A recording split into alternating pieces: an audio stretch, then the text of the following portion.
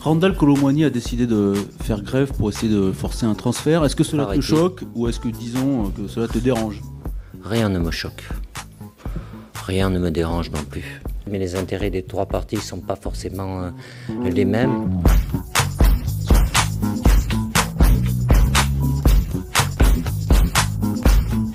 Hello à tous, ravi de vous retrouver dans la quotidienne. Dédé vole au secours de Kolo Muani qui boycotte Francfort pour tenter de rejoindre Paris. Le sélectionneur l'a fait savoir, il est derrière lui.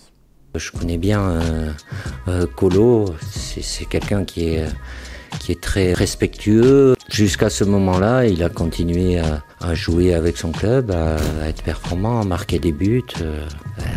Voilà, il peut avoir des situations, on va mettre la pression d'un côté ou de l'autre, ça se débloque, ça ne se débloque pas. Quand ils rejoindront Clairefontaine lundi, le club, il ne changera pas. Hier, je vous demandais d'ailleurs si vous compreniez la prise de position de Randal Kolo Muani. Quentin, tu lui donnes 100% raison. Il peut être titulaire à Paris, qui est un club plus prestigieux que Francfort. Ce serait bon pour sa carrière. Gabi Gab, pour toi, il n'est pas allé trop loin, car ce que fait Francfort, le fait de le bloquer, c'est mauvais. C'est pas très cool pour lui sportivement. Méchant l'Eintracht. Bon, à part ça, il nous a quand même donné une petite liste, Didier Deschamps, pour affronter l'Irlande, puis l'Allemagne. Pas de N'Golo Kanté, qui avait repris pourtant avec Al Ittihad, mais il s'est justifié, le coach. Il a rejoué, il a enchaîné quelques matchs, pas tous entiers. C'est pas l'idéal, mais il sort d'une année aussi quasiment blanche. J'ai estimé qu'il avait besoin d'enchaîner encore et que les joueurs qui ont été là pendant son absence ont répondu à mes attentes. Pour moi, NJ reste sélectionnable à tout moment. Et il y a un journaliste de la Gazzetta dello Sport qui a remarqué que dans cette liste, il y avait 6 joueurs de Série A, du jamais vu dans l'ère Deschamps. Et là, il était trop content, on a perdu l'ancien de la Juve, Didier Dello Campo. Donc je voulais savoir si c'est les signes du fait que le football italien revient au premier niveau ou pas, à votre avis, C'est un Italien qui me pose la question.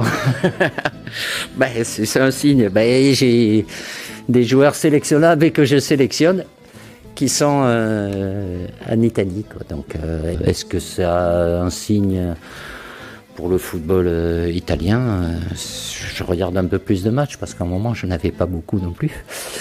Bon voilà, à bientôt Dédé. Merci à vous. Rendez-vous lundi à 14h30 à Clairefontaine. Eh oui. Sans transition, aujourd'hui il y avait bien sûr et surtout le tirage de la phase de groupe de la Ligue des Champions. Wallen vous affiche les groupes. Et comme à l'accoutumée, ça ne va pas être facile pour le Paris Saint-Germain dans son groupe F, accompagné du Borussia Dortmund, de l'AC Milan et de Newcastle. Le RC Lens, quant à lui, hérite de Séville, d'Arsenal et du PSV Eindhoven, une très jolie poule. Bollaert va être en feu.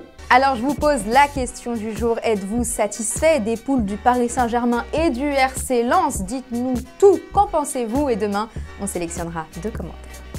Parlons peu, mais parlons bien, parlons mercato. Il y a encore de belles pistes, à commencer avec celle de Bradley Barcola. Oui, il va où? Plus à l'OL, au Paris Saint-Germain.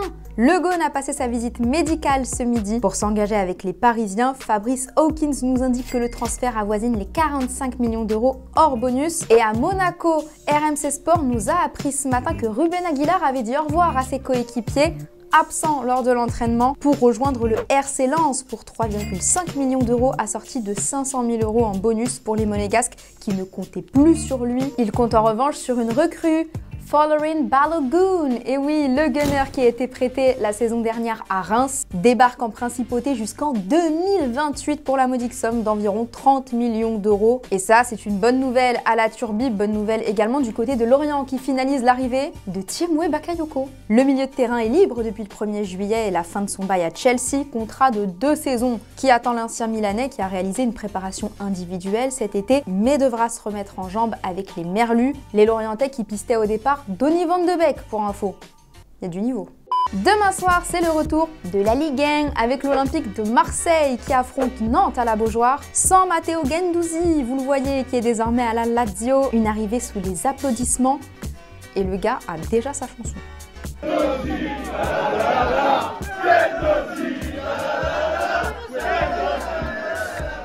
Et le président Longoria, dans tout ça, comment il va? Eh ben, il a encore le mercato plein la tête, mais il nous a lâché des exclus en conférence de presse, tout en humour.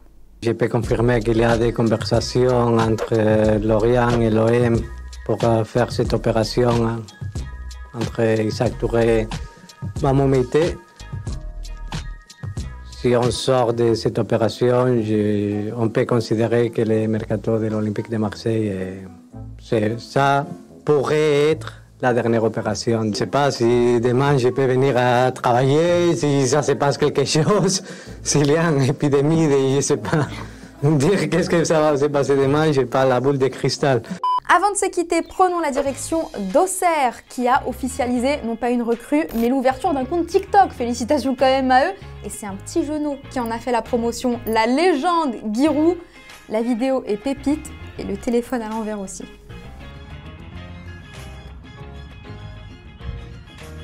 Bonjour Guy, qu'est-ce que vous faites? Je crée le compte TikTok de la GIA. Quoi? Quoi couper?